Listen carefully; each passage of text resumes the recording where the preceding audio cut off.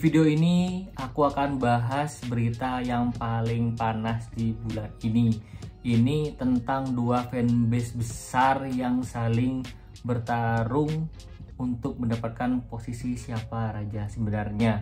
Dimana kalau kita lihat di bulan ini akhirnya Innova tumbang oleh Innova Zenith. Jadi Innova Reborn saat ini di penjualan Oktober itu dikalahkan oleh Innova Zenith.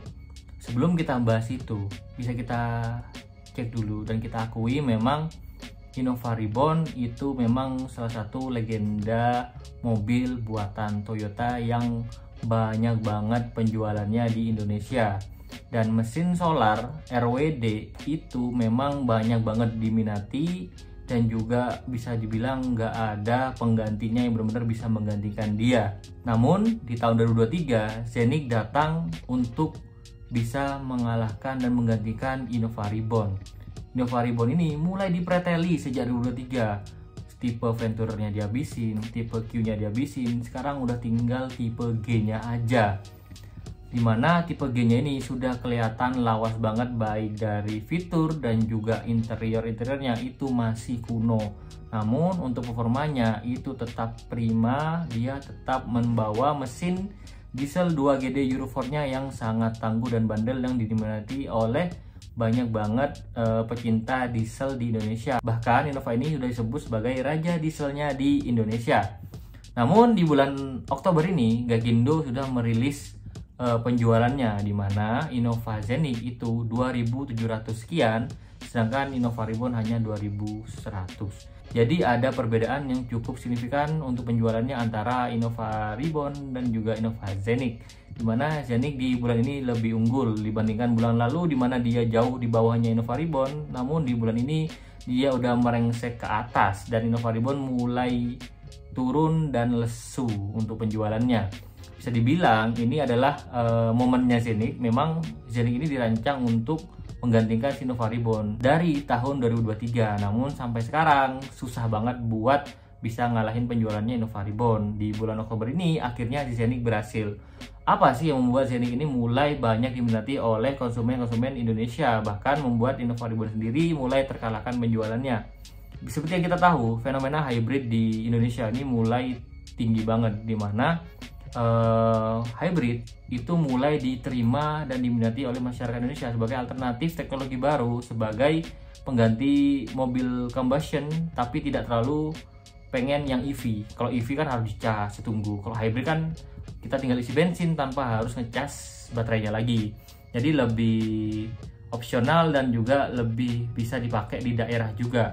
Bisa kita lihat mobil hybrid di kuartal ke-4 2025 ini mulai naik banget penjualannya dan makin banyak mobil hybrid yang keluar di Indonesia. Hal ini karena masyarakat Indonesia sekarang mulai sadar antara fitur, kemudian hemat BBM dan performa.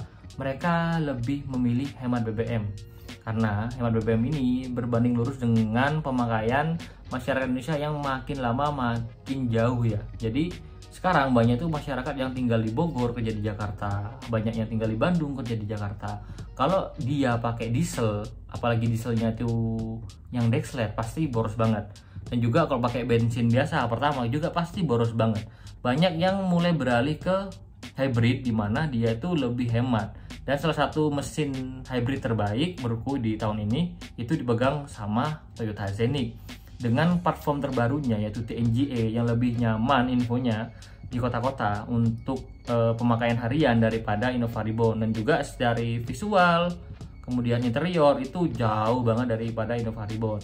Innova Reborn saat ini hanya diunggulkan dalam kebandelannya, iritnya dan juga dieselnya dan juga penggerak belakangnya. Jadi Innova Reborn ini dipakai untuk orang yang mau buat kerja, tapi untuk harian, untuk lifestyle itu lebih masuk yang Innova Zenith tipe hybrid.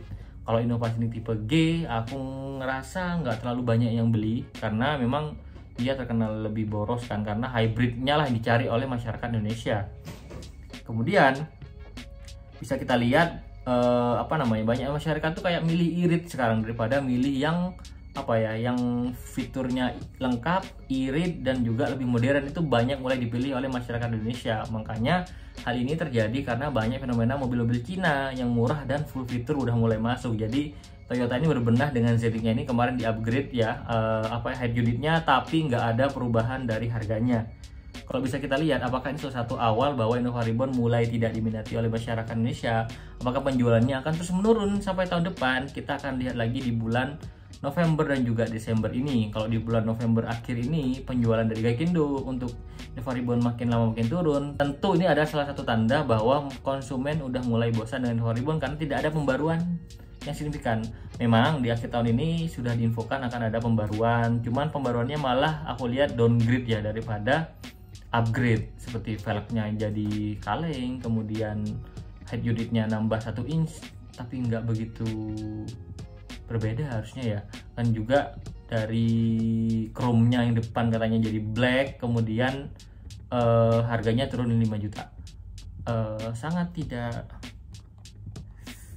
solutif menurut saya. Jadi nggak ada yang major change. Kalau facelift all new harusnya sih masyarakat bakal tetap setia dengan Innova Reborn. Kenapa Toyota kok mau mengganti Innova Reborn secepatnya? Mungkin ya sebenarnya bukan kemauan Toyota, tapi karena regulasi dari Euro 4 itu yang makin lama makin mencekik.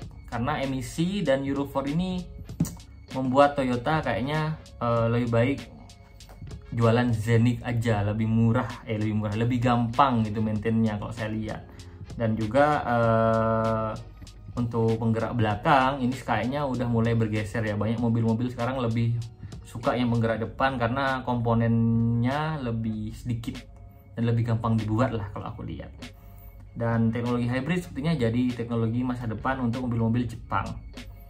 Menurut kalian gimana? Kalian timnya Innova Reborn atau Innova Zenikh? Tulis komentar di bawah. Itu aja untuk video kali ini, sampai jumpa di video selanjutnya. Bye.